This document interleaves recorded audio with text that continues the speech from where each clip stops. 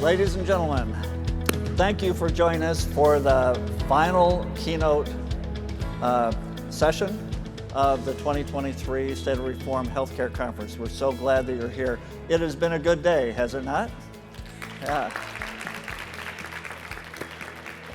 I'm telling you, the sessions that I sat in were just fantastic. Terrific speakers, and the subjects that I was interested in was where I was, although there were always 4 others that I wished I was in.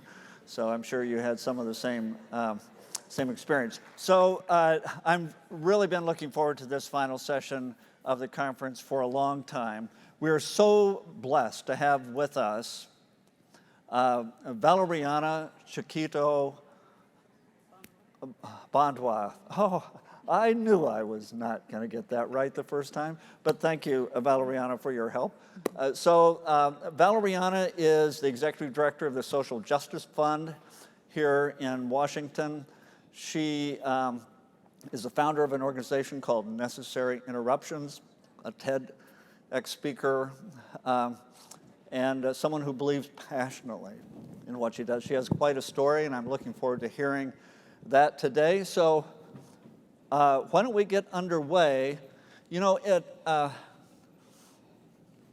don't know if there's anything you want to add to that introduction. No, that was actually pretty good because I'm going to go into my story. Okay, so excellent. This is a good segue. Excellent, excellent. So at State of Reform conferences, we like to start with an acknowledgement of land and indigenous peoples and so on. And often that's at the beginning. But today, it's better that we have you do it. Can you do that for us? Thank you so much. I'm glad you asked. So typically, whenever I have an opportunity to speak, I think it's important for all of us to acknowledge the land in which we are standing on. As we know historically, the land was obtained through exploitative means. And rather than just singling out, the Duwamish people, I really want to just pay acknowledgement for all indigenous folks. Because historically there has been an erasure. And in this conference, as we're looking at solutions, especially around health reform, and looking at maybe even social indicators, I think it's just important for us to pay homage to that indigeneity. And the other piece that I just want to also acknowledge is a human rights acknowledgement, and specifically for Black folks in these United States of America. While I identify as being a Black woman, I am a Black immigrant woman.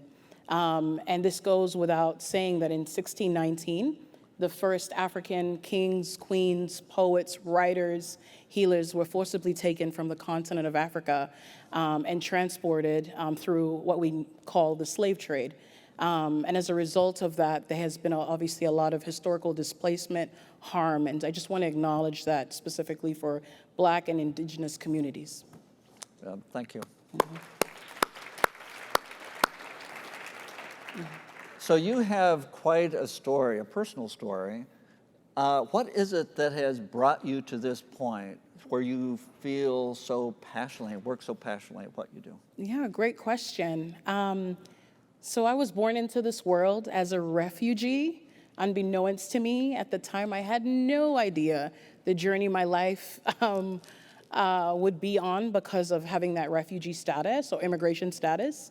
I'm originally from Angola, the Republic of Angola, which is located in the central part of the continent of Africa. But when I was born, I was actually born in the neighboring country, and that's Zambia. And in the pictures that you all see on the screens, the far 2 pictures on which will be my left side, probably your right side, they are my grandparents. And while people see me on this stage, the story of really championing and even centering human rights really starts with my ancestors.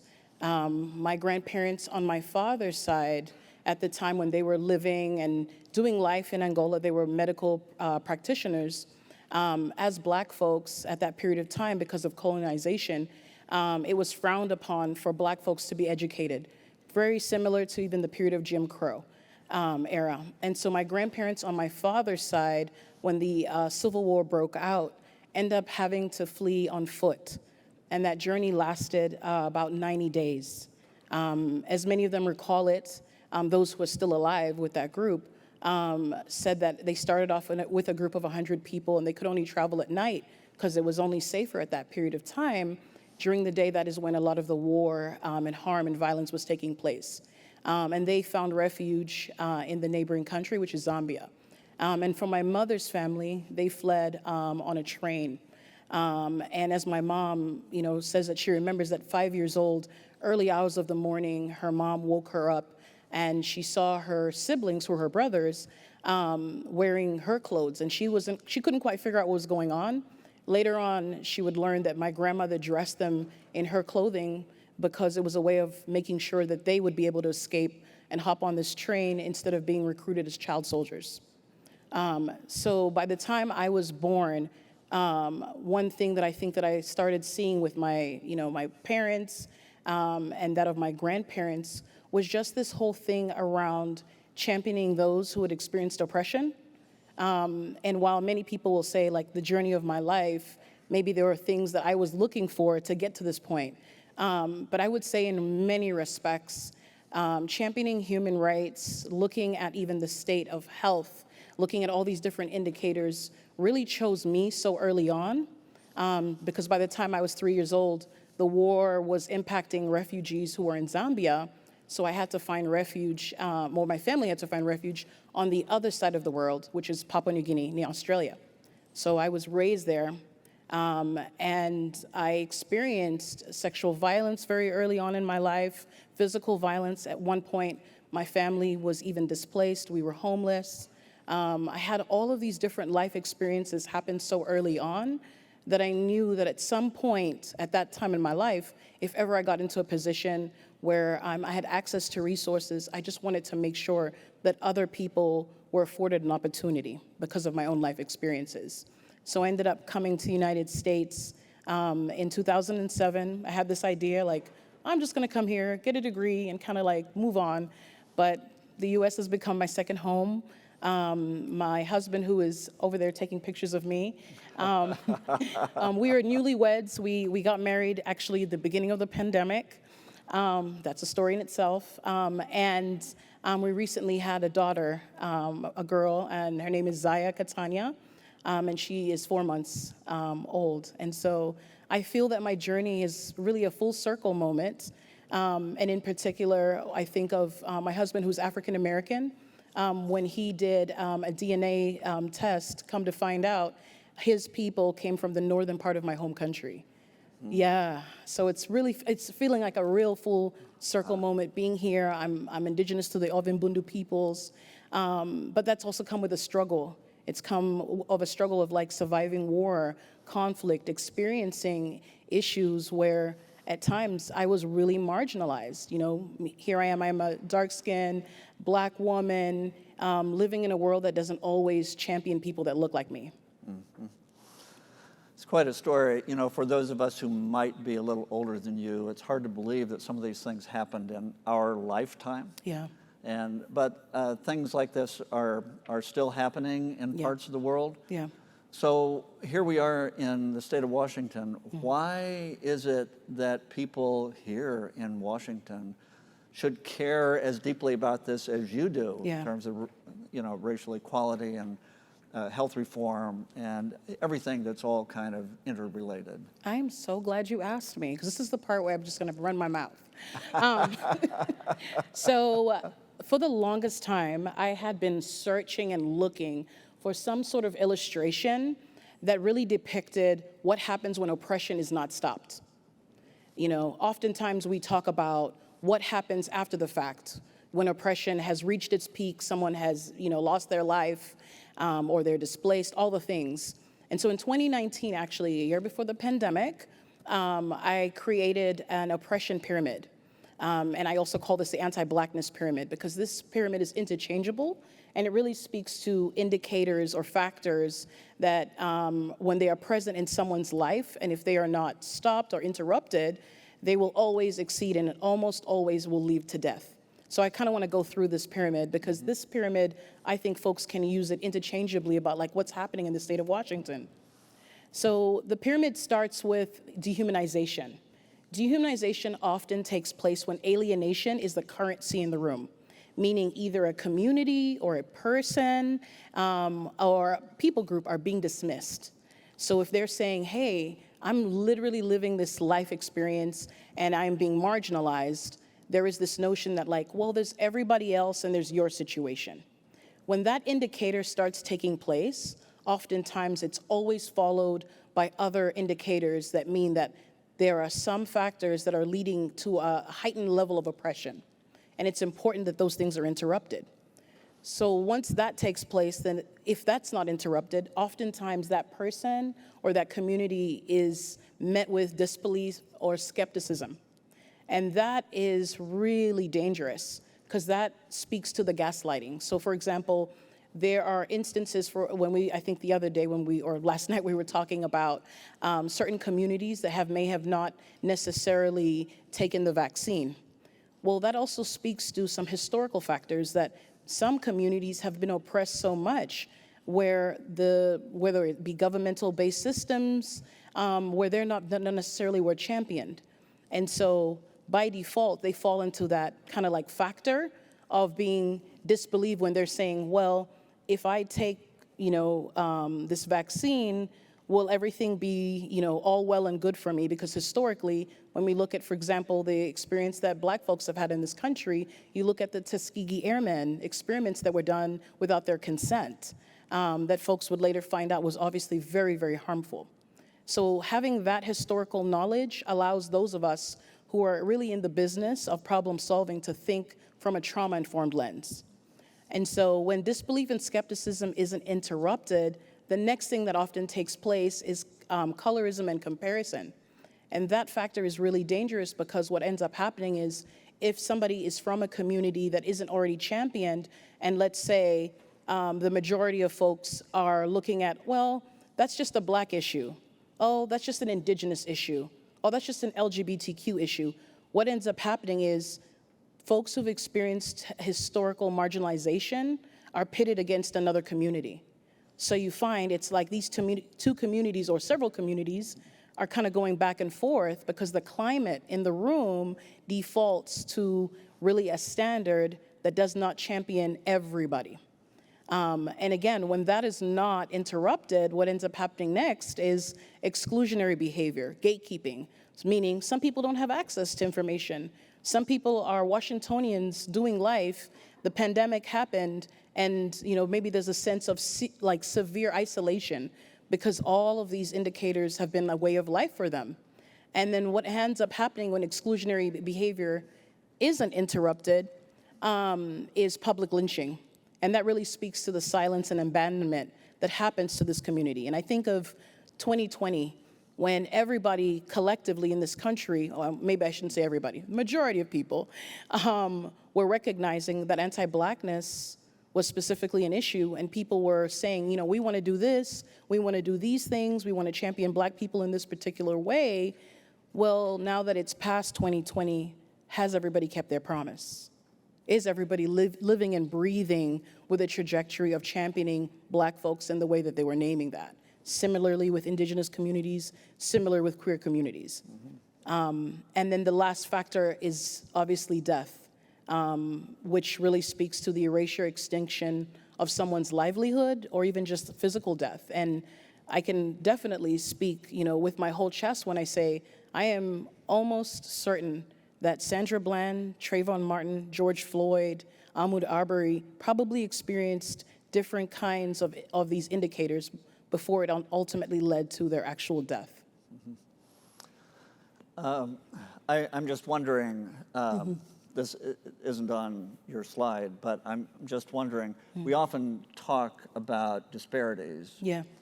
And when we think about You're a New Mom, we sometimes think of disparities in birth outcomes, yeah, or maternal mortality, or other things, infant mortality and so on. And there are wide racial disparities that exist, or other ethnic disparities that exist. And I'm just wondering if you could relate this model to those disparities as well. Yeah, I think of one of the instances that I can speak to is Black folks in particular have, and I will say this just generally with a broad scale, that there are instances when I know even for myself in the process of having a baby, when I was expressing that I was experiencing pain, I particularly, because of other instances that I heard of other Black women telling me this happening to them, I had a doula with me to make sure that somebody else would believe me and see me. Because there actually has been writings, in medical books in these United States of America that has said that Black folks have higher pain tolerance. So I think of those disparities. So if you're already showing up where someone's already dismissing you and they're not believing you and your experiences, there will always be this heightened fear that you have to live with. And I think it's 2020 when the American Medical Association said that racism is a public health threat, because it really does impact your livelihood and even just your mental health, how you show up at work, who you interact with, the community that you can be around, and the services that you might actually need, how far you'll actually go to make sure that, hey, I really need this service. But if you don't feel fully advocated for, all of these factors impact your health and your livelihood. Yeah. So there are some words here that are shocking. Yeah. To look, public lynching. Yeah. We, often think of that as something that happened 100 years ago or, centuries ago. Yeah. We know that it has happened more recently than that, but Yep. the use of that terminology, that must have been intentional. It was very intentional on my part, because when someone is experiencing oppression, marginalization, they are a victim. For folks, unfortunately, to oftentimes believe them, there has to be language that is extreme. And public lynching really, before somebody actually maybe even the physical violence of that, it's the fact that people who call themselves allies do not show up. And so for me, the place that I am in my life, I am actually asking folks to actually be co-conspirators. Because when you are a co-conspirator, when you see something that's leading up to someone being fully isolated or being targeted, you step in, you say something, you interrupt that, you bring them to the table and you say, we're looking at some solutions. You have this lived experience. Can you lend your voice to this? And could you even at times even take the lead? Because I think it's something when we're asking people who have been oppressed to stay as marginalized as they are, and folks who've not had that lived experience speak from that point. Yeah. So you founded an organization called Necessary Interruptions. Yes. And that just kind of raises the question, what can be done? What should we as public policymakers, what should we as public health people, what should we as persons that have positions of responsibility and power, what should we be thinking about doing? Great question. Hence this slide in particular. So I'm a big believer in operating from a trauma-informed lens for this reason, because I think that sometimes we can get lost in the buzzwords of this person is operating from an anti-oppressive lens, all of those things, but what does that actually even mean? It also, what I think it really speaks to is people having the level of empathy that we've actually seen since the pandemic. There are more people now talking about the state of human rights, their health, all sorts of things that maybe they didn't have the freedom to. Maybe there wasn't a space or a container for. And so rectifying harm will also mean we have to actually deal with our historical harm that's also been swept under the rug. It means when someone is saying, or community or people group are saying, we have been harmed, we have experienced this kind of setback. For people who want to be co-conspirators, they should show up with a level of genuineness, meaning you might think you are an expert, but there are other folks who actually have a long-lived experience of navigating oppression, and maybe they are the folks who we should center. Maybe it should be more survivor-centered as an approach versus we've always done this. We did this 20 years ago. We did this 15 years ago. This will always work. And I believe operating from that genuineness also creates room for people to be accountable, meaning if somebody has dropped the ball, if we are looking historically at maybe even the way white supremacy has had its way in this country, there has to be a sense of accountability, that there are communities who have experienced erasure, and to be accountable means if we're saying we want to do better, we might have to revisit that history that oftentimes people say, I don't want to talk about it. It's divisive. But I often think about Germany. I often think about the fact that if you visit Germany, they have so many, I would say, like public spaces that really talk about what led to the Holocaust. And I think about the fact that if we know about our painful history, we can definitely make room to do better. Because that'll always be a reminder that, oh, when we didn't think of, championing all these people, all these other things happened. And I think the other piece on the slide, speaking about you really centering an approach where when somebody is harmed, we are thinking about the survivors. We are thinking about the victims. I think the Me Too movement also showed that factor as well. And then last but not least, when I name reparations, I'm not necessarily even talking about money. I'm talking about resources. I'm talking about information. I'm talking about space. Really operating from a lens and thinking about harm was done to these people. What are they actually asking for in terms of the support that they actually need so that they can be better championed? I think operating from those pieces allows us to think of how rectifying harm can lead to really radical solutions. So you're the executive director of an organization called the Social Justice Fund. Yes. Can you tell us a little bit about that organization and Yeah. what you're doing there? Sure, what your yeah. organization is doing? So I will say we're an audacious bunch of folks who really have lived experiences of experiencing oppression.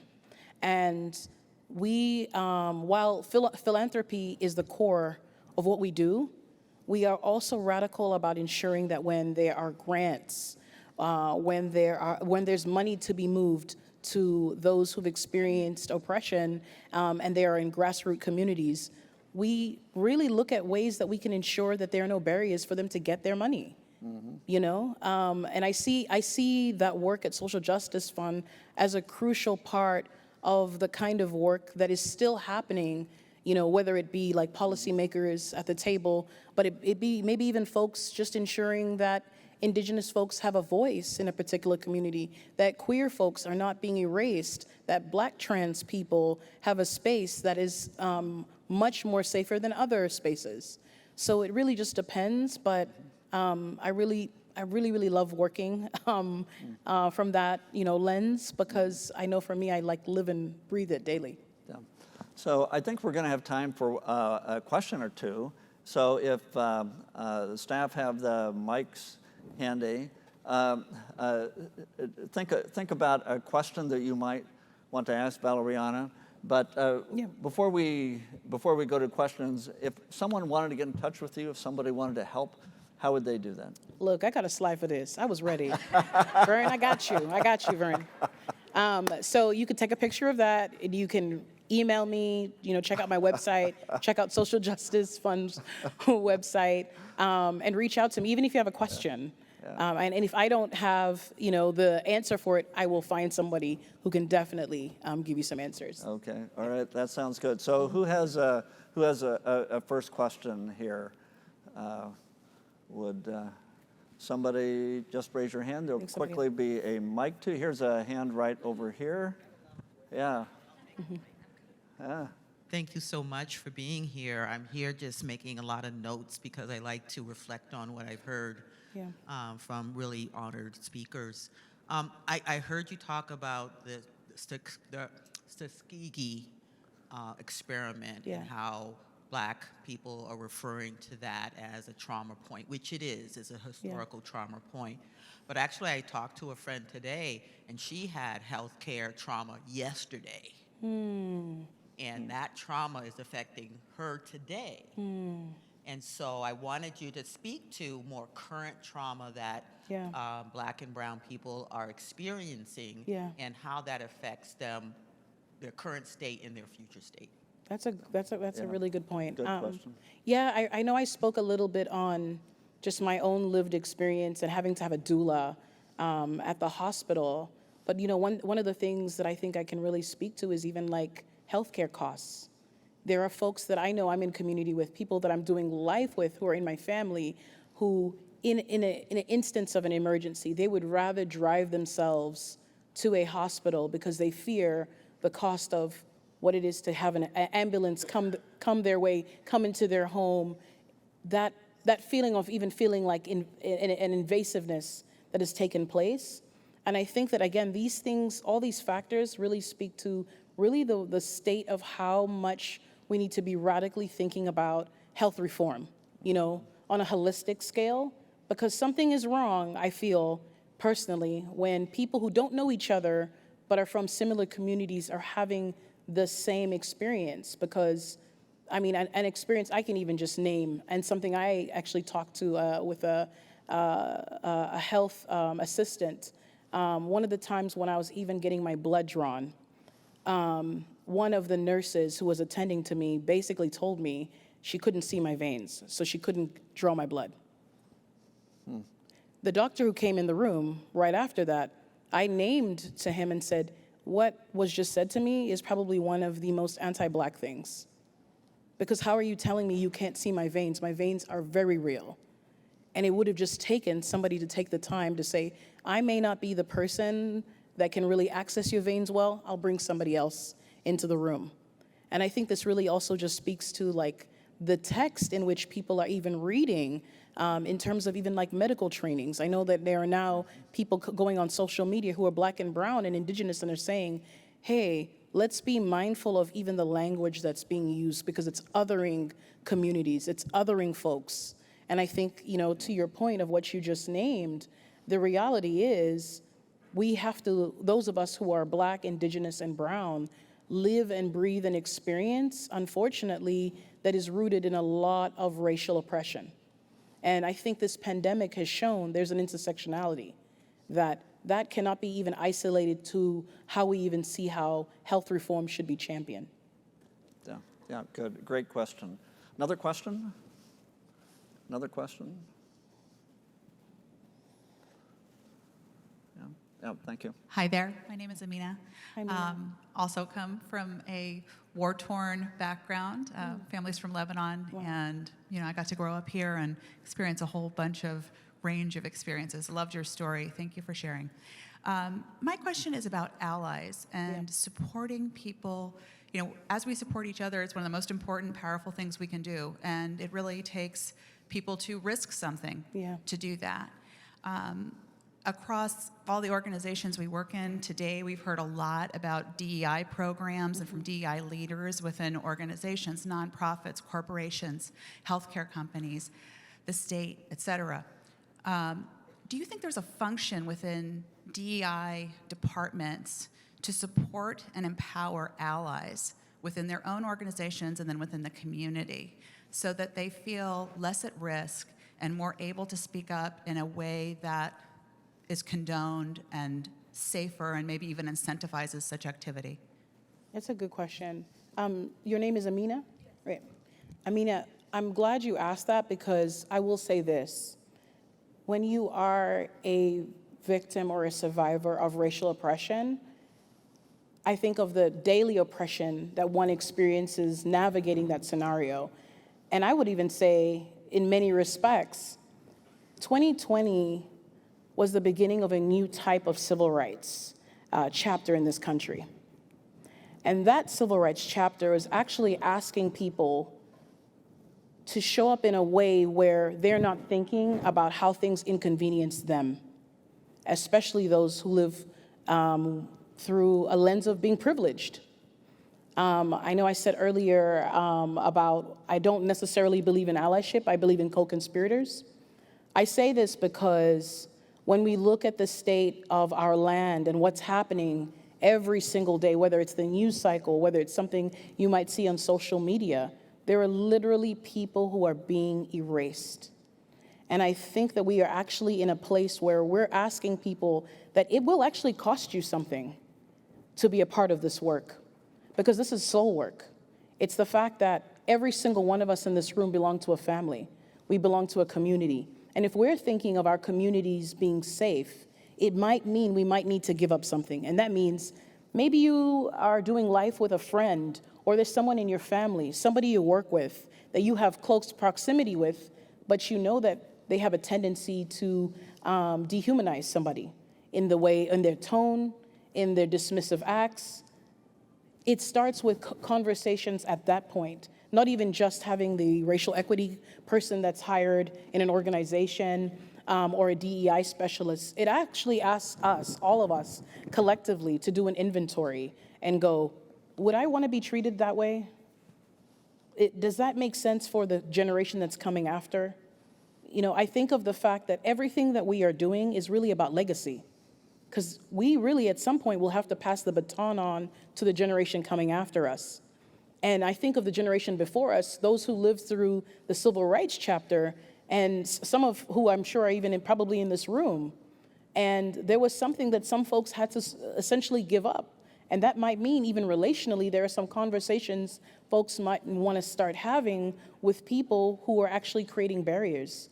People who might actually feel like, oh, well, that's an indigenous issue. Oh, that's just queer people.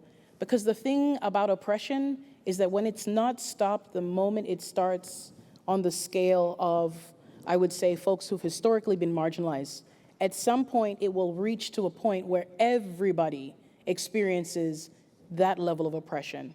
And so, you know, to your point, I'd actually ask everybody, when you leave this place, be a co-conspirator. Be about good trouble, just like John Lewis once told us this. We need good trouble because good trouble allows us to be brewing good things for the generation coming after. Because there will be a story, there will be something somebody will ask of us and say, what did you do at this period of time in history when you were living? Did you sit back? Did you say it was too hard? Did you say, well, it's not really my fight? Or did you say, well, I don't really speak up. I only speak up when it directly impacts myself. Well, I gotta say, folks, the way politics is going on in these United States of America, it is constantly discussing us. It is discussing where we live. It is discussing where our children will go to school. It is discussing reproductive rights. All of these factors that still have that intersectionality in relationship with oppression. So I would say that if you call yourself an ally, I encourage you, start leaning to become a co-conspirator, because while you may feel it might cost you something in the moment, in the grander scheme of life, think of the legacy that you will leave behind.